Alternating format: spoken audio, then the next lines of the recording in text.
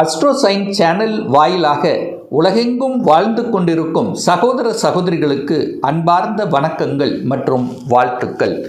இன்னைக்கு நம்ம பார்க்கக்கூடிய காணொளியானது சனி பகவானின் வக்ர பலன்கள். பொதுவாக சனி பகவான் அப்படிங்கிறது தொழில் காரகன், கர்ம காரகன், உடலினுடைய ஒட்டுமொத்த இயக்கத்துக்கு காரகன், குறிப்பாக கால்களுக்கு காரகன், ஸ்லோ அதாவது மெதுவாக நகரக்கூடிய ஒரு கிரகம், அதாவது மந்த தன்மையை கொடுக்கக்கூடிய கிரகம் சனி பகவான் தான். அந்த சனி பகவான் இப்போ மீன மனையில் அமர்ந்திருக்கார், வக்ர நிலை அடைகிறார். எப்போ அடைகிறார் அப்படின்னா 27/7/2026 வக்ரம் அடைந்து எப்போ வக்ர நிவர்த்தி அடைகிறார் அப்படின்னா டிசம்பர் மாதம் 11ஆம் தேதி வக்ரம் அடைகிறார். அப்போ இந்த 138 நாட்கள் வக்ர நிலையில் அமர்ந்து கொண்டு பலனை தரப்போகிறார்.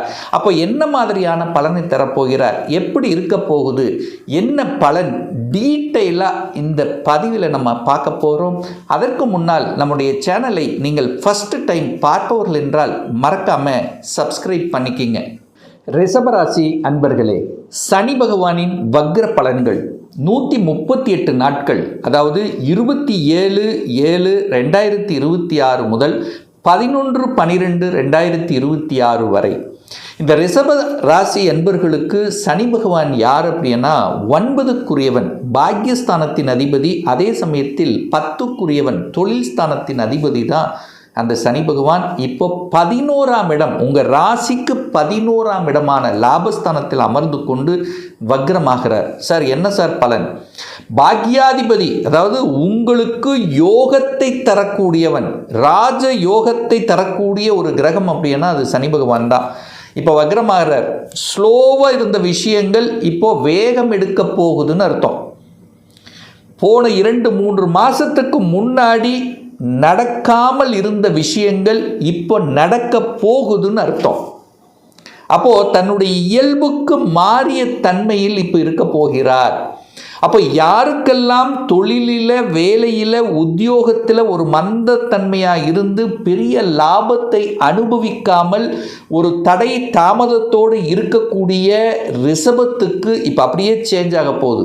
லாபத்தை அனுபவிக்க போகிறீங்க, புதிய புதிய ஒப்பந்தங்கள் உங்களுக்கு கிடைக்க போகிறது, தடைபட்ட விஷயங்கள் அப்படியே மாறப்போகிறது. அப்போ நல்ல விஷயங்கள் உங்களுக்கு கொடுக்க காத்து கொண்டிருக்குன்னு சொல்லுவேன்.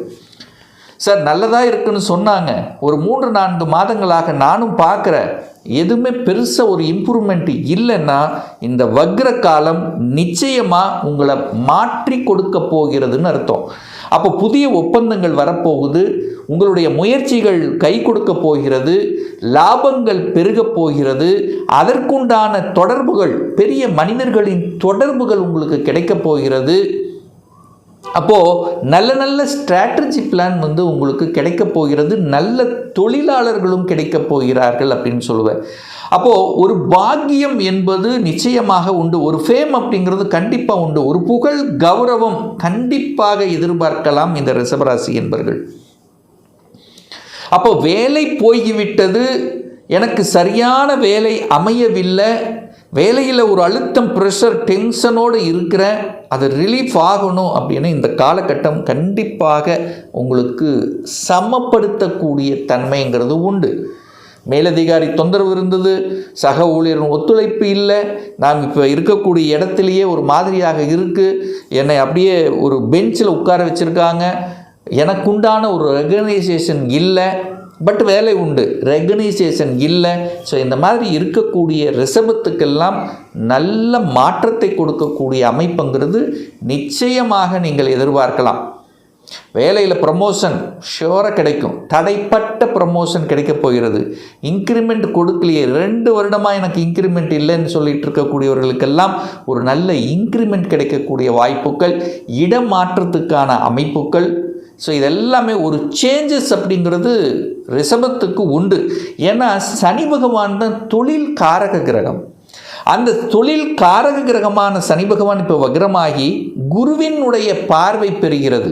அப்போ நல்ல மாற்றங்கள், லாபாதிபதியினுடைய பார்வை இருக்கிறது, காலச்சக்கரத்தினுடைய 9ஆம் அதிபதியாக இருக்கக்கூடிய குரு பகவான் காலச்சக்கரத்தினுடைய 10ஆம் அதிபதியாக இருக்கக்கூடிய சனி பகவானை பார்க்கும்போது கண்டிப்பாக உத்தியோக ரீதியில், அதாவது சமூகத்தில் கூட சில நல்ல விஷயங்களை செய்து புகழ் பெறக்கூடிய அமைப்பு உண்டு. இந்த தர்ம கர்மாதிபதி யோகம்னு சொல்லுவோம் பார்த்தீங்களா, நாம் என்னதான் சம்பாதிச்சாலும் அதில் ஒரு சிறு பகுதியை எடுத்து சமூகத்துக்கு ஒரு சேவை செய்து அந்த சேவையின் மூலமாக மதிப்பை பெறக்கூடிய ஒரு கௌரவத்தை பெறக்கூடிய அமைப்புங்கிறது நிச்சயமாக உண்டு இந்த ரிஷபத்துக்கு. அதுபோக இந்த சனி பகவான் யாருடைய நட்சத்திரத்தில் இந்த காலகட்டத்தில் பிரயாணம் பண்ணுறார் அப்படின்னா ரேவதி நட்சத்திரத்தில் பிரயாணம் பண்ணுறார். அந்த ரேவதி அப்படிங்கிறது யார் அப்படின்னா புதன் பகவான். அந்த புதனுங்கிறது ரிஷபத்துக்கு யாருன்னா 2ஆம் அதிபதி 5ஆம் அதிபதி. அப்போ 2 அப்படிங்கிறது குடும்பம். அப்போ நிறைய பேர்த்துக்கு குடும்பத்தை அமைத்து கொடுக்கக்கூடிய சந்தர்ப்ப சூழ்நிலைகளை நிச்சயமாக உருவாக்கும். ஏன்னா லாபஸ்தானத்தில் இருக்கார். உங்களுக்கு பாக்கியத்தை தரக்கூடியவனும் சனி பகவான் தான். மற்றவர்களுக்கு எப்படி அந்த ரிஷபத்துக்கு யோகத்தை தரக்கூடியவன் பாக்யாதிபதி யார்? சனி. அப்போ சனி பகவான் கெடுதல்களை செய்ய போவதில்லை. அப்போ புதன் நட்சத்திரத்தில் இருக்கும்போது குடும்பம் சார்ந்த விஷயத்தில் இருந்து வந்த பிரச்சனைகள் எல்லாம் சால்வ் ஆக போகிறது. அப்படியே ஒரு மந்தமாக இருந்தது, குடும்பம் அமையல, திருமணம் நடக்கலை, திருமணத்தில் தடை இருக்குது, வயதாகிவிட்டது, ஏதோ ஒரு டிலே ஆகிட்டு இருந்தவங்கள டக்குன்னு திருமணம் நடக்கக்கூடிய சந்தர்ப்பங்கள், அல்லது அந்த எண்ணமே இல்லாத இந்த ரிஷபத்துக்கெல்லாம் அந்த எண்ணத்தை கொடுத்து திருமண பந்தத்துக்குள்ளே இறக்கிவிடக்கூடிய தன்மையை உருவாக்கும். கணவன் மனைவிக்குள்ள சின்ன சின்ன சண்டைகள், சச்சரவுகள், கருத்து வேறுபாடுகள், ஒரு மன சங்கடங்களை கொடுத்து கொண்டிருந்த விஷயங்கள் எல்லாம் இப்போ தீர்த்து வச்சிரும். புரிந்து கொள்ளக்கூடிய உணர்வுகளை உங்களுக்கு ஏற்படுத்திடும். பணத்தால் இருந்து வந்த சங்கடங்கள், பணம் ஒரு இடத்துல கொடுத்து வச்சிருந்தேன், பணம் வராமல் இருந்தது, ரிட்டர்ன் ஆகாமல் இருந்தது, பணத்தால் பிரச்சனையை ஃபேஸ் பண்ணி கொண்டிருந்தவர்கள் எல்லாம் அதை அப்படியே சுமூகமாக மாற்றிவிடும். கடன் இருந்தது, கடனை அடைச்சிடலாங்கிற தன்னம்பிக்கை உணர்வை கொடுக்கும் இந்த காலகட்டம். அப்போ கடனை அடைத்து விடலாம் என்கின்ற எண்ண உணர்வுகளை கொடுக்கக்கூடிய அமைப்பு நிச்சயமாக உண்டு. இந்த பிடிவாத குணமெல்லாம் இருந்ததல்ல, அந்த பிடிவாதெல்லாம் அப்படியே போக்கிரும். அந்த பிடிவாத குணமும் போக்கும். ஏன்னா லக்னத்தை பார்க்குதான். அப்போ பிடிவாதம் கண்டிப்பாக இந்த ரிஷபத்துக்கு உண்டு. அந்த பிடிவாத தன்மை அப்படியே போக்கிறோம். அப்படியே ஒரு ஃப்ளெக்சிபிலிட்டி அப்படிங்கிற தன்மை உருவாக்கும். பேச்சும் பார்த்திங்கன்னா கொஞ்சம் முதல் இருந்ததுக்கும் இப்போ பார்த்திங்கன்னா உங்களுக்கு அப்படியே ஒரு சேஞ்சஸை கொடுக்கும். அதாவது ஒரு பொதுநலத்தன்மையுடன் இருக்கக்கூடிய அமைப்புகளை உருவாக்கும். அந்த வளைஞ்சு நெளிஞ்சு இடத்துக்கு தகுந்த மாதிரி செயல்படக்கூடிய, முதல் ஸ்ட்ரிக்டான வாத்தியராக இருந்தவங்கள்லாம் இப்படி எப்படி ஃப்ளெக்சிபிளாக இருக்கும். ஸ்ட்ரெயிட் ஃபார்வர்டாக இருந்தவங்க இப்போ அப்படியே கொஞ்சம் வளைஞ்சு கொடுக்கக்கூடிய அமைப்புகளையும் கொடுக்கும். 5ஆம் இடம் 5ஆம் இடத்தை பார்க்குறார். பாக்யாதிபதி 5ஆம் இடத்தை பார்க்குறார். பாக்யாதிபதியாக இருக்கக்கூடிய சனி பகவான் இப்போ புதன் நட்சத்திரத்தில் டிராவல் பண்ணுறார், ரேவதி நட்சத்திரத்தில். அப்போ புதன் 5ஆம் அதிபதி. குரு பகவான் குழந்தை காரக கிரகமான குரு பகவான் சனியை பார்க்கிறார். அப்போ குழந்தை பாக்கியம் உண்டு, குழந்தை நலன்களில் அக்கறை உண்டு, குழந்தைகளை செட்டிலாக்கணுங்கிற எண்ணங்கள் உங்களுக்கு உருவாக்கும். அப்போ குழந்தை பாக்கியம் இல்லாத தம்பதிகளுக்கு முதலில் குழந்தை பாக்கியத்தை கொடுத்துரும். நிறைய செலவு செஞ்சுருப்பீங்க, நிறைய ட்ரீட்மெண்ட் எடுத்திருப்பீங்க, போகாத தெய்வங்கள் இல்லை.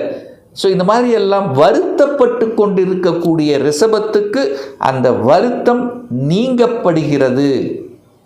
ஒரு சிலர் பார்த்திங்கன்னா குழந்தைகளோட பிடிவாதம் இருக்கும், குழந்தையோட பேசாமல் கூட இருக்கக்கூடிய தன்மை, கருத்து வேறுபாடு ஏற்படும். குழந்தை ஒரு சைடில் இருக்கும். அதாவது குழந்தைன்னா உங்களுடைய குழந்தைகள் வெளியூரில் இருக்கலாம், நீங்கள் பார்க்க முடியாமல் இருக்கலாம், இல்லை கருத்து வேறுபாடோட கொஞ்சம் பிரிஞ்சு இருக்கலாம், ஒரு மன சங்கடங்கள் இருக்கலாம். இதெல்லாம் விலகக்கூடிய, அதை சரி செய்யக்கூடிய சந்தர்ப்ப சூழ்நிலைகளை நிச்சயமாக இந்த காலகட்டம் உருவாக்கும். நிறைய பேருக்கு பார்த்திங்கன்னா பூர்வீக பிரச்சனை இருக்கும், சொத்து பிரச்சனை, பாக பிரச்சனை, அந்த மாதிரி இந்த மாதிரி ஏதாவது சகோதர சகோதரிகளுக்குள்ள இரத்தபந்த உறவுகளுக்குள்ள இருந்து வந்த கருத்து வேறுபாடுகளை நீங்கக்கூடிய வகையில், அதை சரி செய்யக்கூடிய வகையில் சந்தர்ப்ப சூழ்நிலைகளை உருவாக்கும். அதை நீங்கள் கரெக்டாக யூஸ் பண்ணிக்கிறது புத்திசாலித்தனம் இந்த ரிஷபராசி அன்பர்கள். திடீர் அதிர்ஷ்டம் என்பதும் உண்டுங்கிற நான் ரிஷபத்துக்கு இந்த சனி வக்ர காலத்தில் அதிர்ஷ்டமான சில செயல்பாடுகள் உண்டுன்னு சொல்லுவேன். திடீர்னு ஒரு லாட்ரியில் கிடைக்கிறது, இல்லை ஷேர் மார்க்கெட்டில் ஒரு லக்கு கொடுக்கறது, இன்சூரன்ஸ் என்னைக்கோ போட்ட பணம் ரிட்டர்ன் வருவது, மறைந்துள்ள பணம், கொடுத்து வைத்த பணம் ரொம்ப நாளாக ரிட்டர்ன் ஆகாமல் இருந்த பணம் அப்படியே உங்கள் கைக்கு வருவது, விற்காத நிலங்கள் இடங்கள் விற்பனை ஆகுவது. அப்போது சில அதாவது ஒரு அதிர்ஷ்டத்தை கொடுக்கக்கூடிய அமைப்பும் இந்த காலகட்டம் எதிர்பார்க்கலாம் இந்த ரிஷபராசி என்பர்கள். ஸோ ஒரு நல்ல மாற்றத்தையும் முன்னேற்றத்தையும் ஒரு சேஞ்சஸையும், அதாவது அந்த சனி அப்படிங்கிறது யோகத்தை தரக்கூடியவன். இப்போ வக்ரம் அப்படின்னா ஸ்லோவாக இருந்த விஷயங்கள் இப்போ பாசிட்டிவாக போகுதுன்னு அர்த்தம். அப்போ கடந்த காலத்தில் கடந்த ஒரு வருடமாக முன்னாடி நீங்கள் ட்ரை பண்ண சில விஷயங்கள் நடக்காமல் இருந்திருந்தால் இப்போ உங்கள் முயற்சியால் அதே விஷயம் சக்ஸஸ்ஃபுல்லாக நடக்கக்கூடிய அமைப்புகள் சந்தர்ப்பங்கள் நிச்சயமாக உண்டு அப்படின்னு சொல்லுவேன் இந்த ரிஷபராசி அன்பர்களுக்கு. இப்போ சொன்னது ஒரு பொது பலன்.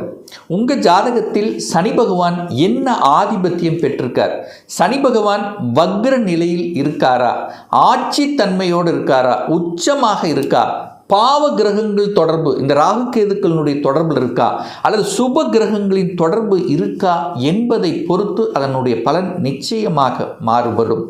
ஒரு துல்லிய பலன் வேணும். இந்த 2026 எப்படி இருக்க போகுது, சொந்த தொழில் செய்யணும்னு ஆசைப்படுற அதற்குண்டான கொடுப்பினை நம்முடைய ஜாதகத்தில் இருக்கா, இந்த 2026 எப்போ தான் சார் திருமணம் நடக்கும், திருமணம் தடைப்பட்டு கொண்டே இருக்கு, என்ன கோர்ஸ் எடுத்து படித்தா நம்மளுடைய ஃப்யூச்சர் நன்றாக இருக்கும், என்ன கொடுப்பினை இருக்குது, ஒரு இன்ஜினியர் படிக்கக்கூடிய அமைப்பு இருக்கா, இல்லை டாக்டர் படிக்கக்கூடிய அமைப்பு இருக்கா, இல்லை வக்கீலுக்கு உண்டான அமைப்பு இருக்கா, இந்த 2026 எப்போ சார் எனக்கு ப்ரமோஷன் கிடைக்கும், இடமாற்றம் கிடைக்கும், எப்போ நான் வீடு கட்டுவேன், எப்போ எனது குழந்தை பாக்கியம் கிடைக்கும், இது போன்ற கேள்விகளுக்கு துல்லியமான பதிலை நம்மால் கூற முடியும். ஒரு பர்சனல் கன்சல்டேஷன் எடுத்துக்கணும், ஒரு சுய ஜாதகம் பார்க்கணும் என்று விருப்பப்படக்கூடிய அன்பர்கள் டிஸ்பிளே தெரியக்கூடிய நம்பருக்கு வாட்ஸ்அப் மூலியமாகவோ ஃபோன் கால் மூலியமாகவோ தொடர்பு கொண்டு அப்பாயின்மெண்ட் பெற்றுக்கொண்டு நேரடியாகவோ அல்லது ஆன்லைன் மூலமாகவோ கன்சல்டேஷன் எடுத்துக்கலாம். நம்மளுடைய அலுவலகம் கோயம்புத்தூரில் அமைந்துள்ளது. அதாவது கோயம்புத்தூரிலிருந்து மேட்டுப்பாளையம் செல்லும் வழியில் வெள்ளக்கிணர் பிரிவு அன்னபூர்ணா ஹோட்டலுக்கு பக்கத்தில் அமைந்துள்ளது. பிரியர் அப்பாயின்மெண்ட் வாங்கிட்டு நேரடியாக கன்சல்டேஷன் எடுத்துக்கலாம். நிச்சயமாக இந்த பதிவு ஏதாவது ரூபத்தில் உங்களுக்கு யூஸ்ஃபுல்லாக இருக்குங்கிறதுல எந்தவித மாற்று கருத்து கிடையாது. இந்த ராசி நட்சத்திர நேயர்கள் அனைவரும் வாழ்க வளர்க வளம் பெறுக என்று எனது வாழ்த்தினை தெரிவித்துக் கொண்டு விடைபெறுகிறேன். நன்றி, வணக்கம், வாழ்த்துக்கள்.